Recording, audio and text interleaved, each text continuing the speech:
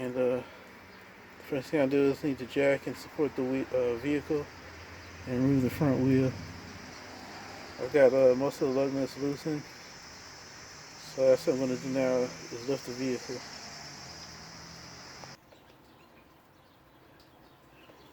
Okay, I loosened the two caliper bolts. This one here, this one here. Those take a 14 millimeter socket on this vehicle. So loosen these.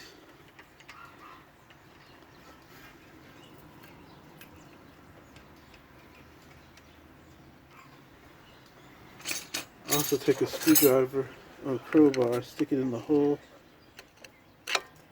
and try and move the caliper. Push the piston inside the caliper, so makes it easier for the caliper to come off.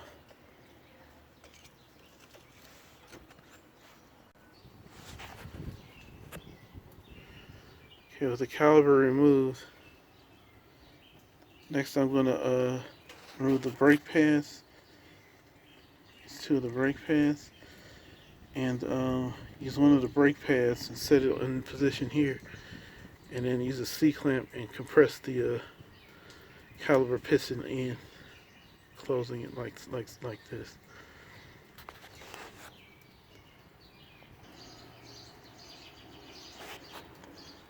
Okay, I got the piston pressed in.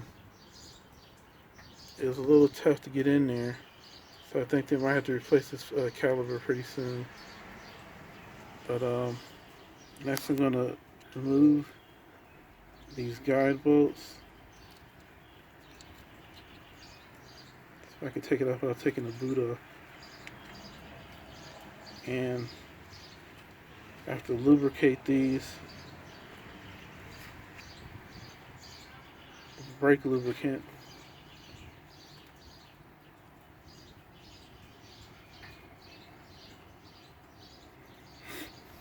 It's important to do that so that the guide bone still gets seized into the caliper bracket, and then you have to replace either the bracket. Sometimes they have to buy the whole caliper and bracket assembly at the same time. So I'm going to be taking these off and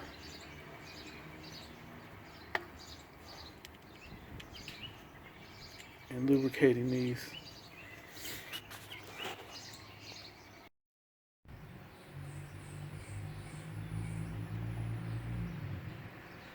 Okay, I got the caliper brackets lubed up. I'm going to install the brake pads.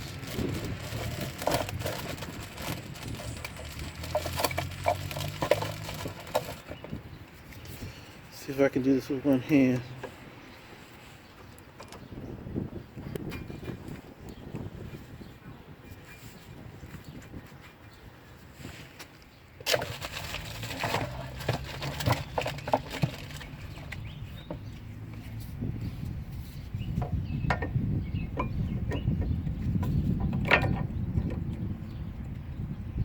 And the notches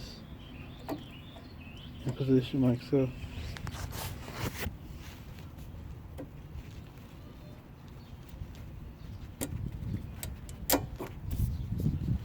And the install the brake pads. And we're going to install the brake caliper.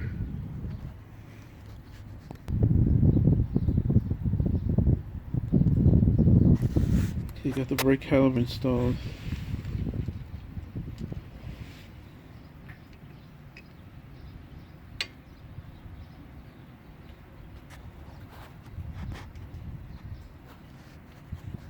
Next I'm going to install these mounting bolts.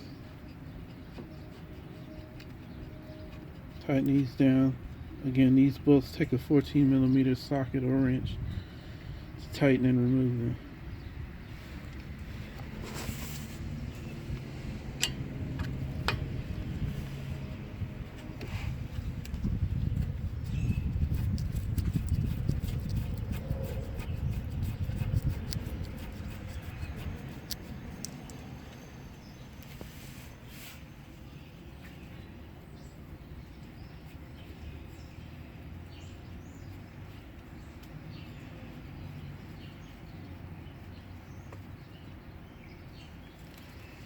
Okay, once I tighten these, then I can install the wheel and then pump the brakes to restore the hydraulic pressure to the caliper pistons.